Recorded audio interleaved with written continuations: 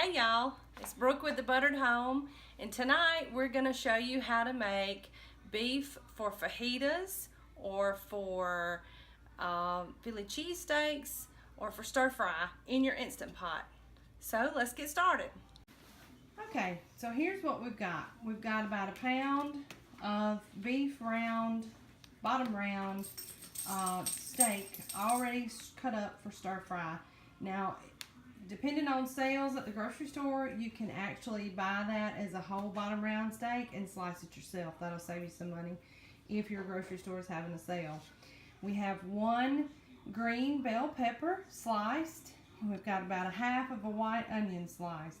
We've got 2 beef bouillon cubes and a package of Italian seasoning. Now, I have made this for Philly cheesesteaks with a package of ranch seasoning. It's also very good. And if you don't have any beef bouillon cubes, you can look in the sauce section of the grocery store and get up a package of au jus, or au you, however the French say it. But anyway, these are our ingredients, and it's pretty much just toss it in and go. So here we go.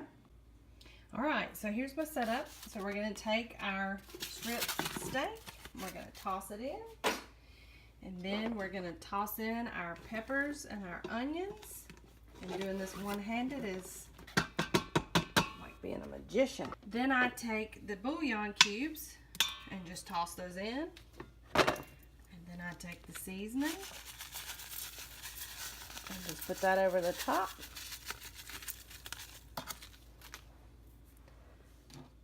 And then, as with all Instant Pot recipes, at least a cup of water. That's it. That's all you do.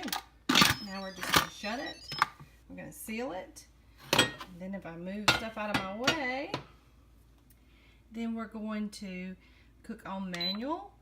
And we're actually going to go up for 40 minutes. Beef takes a little bit longer. So the longer you cook it, it's just like slow cooking roast or anything else in the oven. The longer you cook it, the more tender it becomes. So we're going to let the Instant Pot do the work, and we'll be back. All right, so there's the sound that we're done. So I'm going to turn it off, and we're going to let it release the pressure naturally for a few minutes, just so that the meat can continue to cook and maybe cool down just a little bit. The longer it sits, the more tender it is, so it won't hurt it to wait for about 5 or 10 minutes. Okay, we've let it sit a little bit.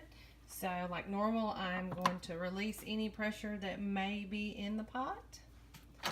Then we're going to open the lid. It's tight. And then we're going to stir it. Oh wow, look how pretty. The meat is all good and fork tender after about 40-45 minutes. Now, there are a couple of things you can do here. Tonight, what I'm probably going to do is strain the liquid off and use these for Philly cheesesteaks. You can also put the liquid back in and hit the saute function, add a little flour to it because it's already full of all that good beef fat, and cook it on saute until you get the thickness that you want for a gravy.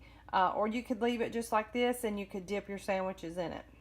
Either way, it's really good, really fast, yummy recipe. All right, one last side note I just wanted you to see. I took some of the meat out of the pot so that you could see that it was just fork tender. I mean, it just falls apart. You can cut it with a fork. It's so good. So I'm going to stack this up on a bun and put some cheese on it. And supper time.